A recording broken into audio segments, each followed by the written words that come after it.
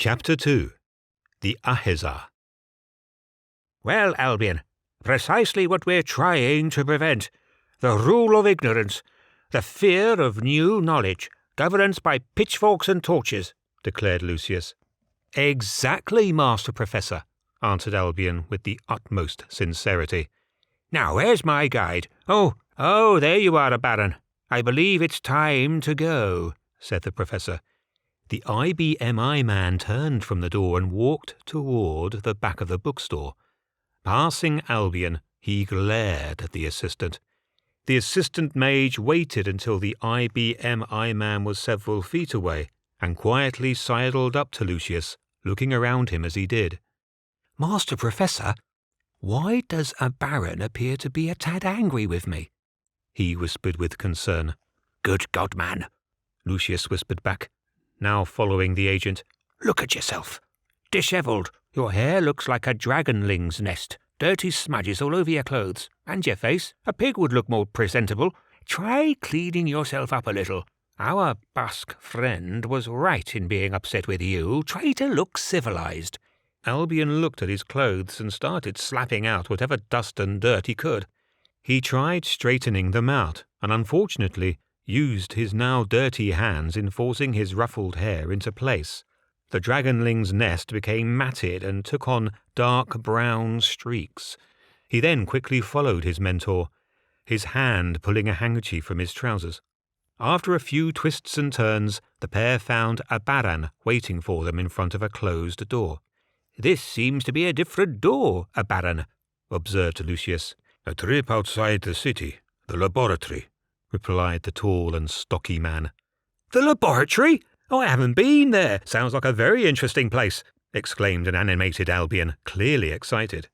I have been there once. Smelled like a combined hospital and a factory, commented Lucius. And not a good odour.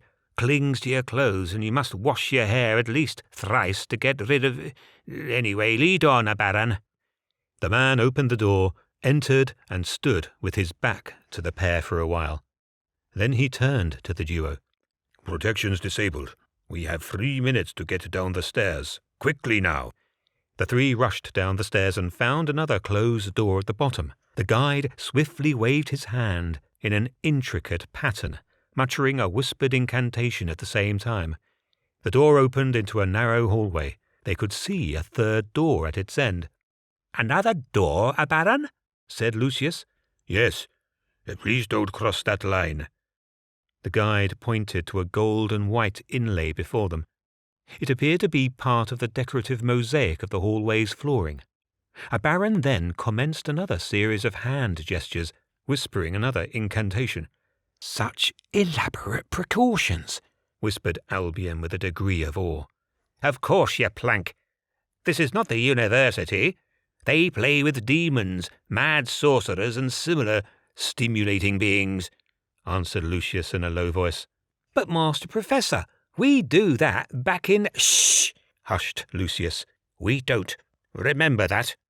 A baron glanced at them. It's clear. We have another 3 minutes to cross the hallway. It was a walk of a mere 10 feet.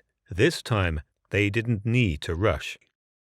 I noticed it took you longer to clear the path, a baron, said Lucius. More protections, sumus magister. Deadlier and not easy to untangle. Untangle, thought Lucius. Such a descriptive word. That means the spells and enchantments of the hallway are entwined and connected. A very difficult, disenchanting job for any sorcerer, or an ordinary demon. Not that those despicable beings from the netherworld have any brains to begin with. As they passed through the third door, the three found themselves on a small platform. They were clearly underground, and before them stretched a railroad track. I believe we are quite deep underground, Lucius told a baron. Quite so, sumus magister.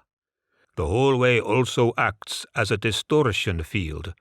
A discovery by the Bureau, good for short distance and only in controlled conditions. It transported us farther along our path. The train will be arriving in a few minutes. Ah, finally,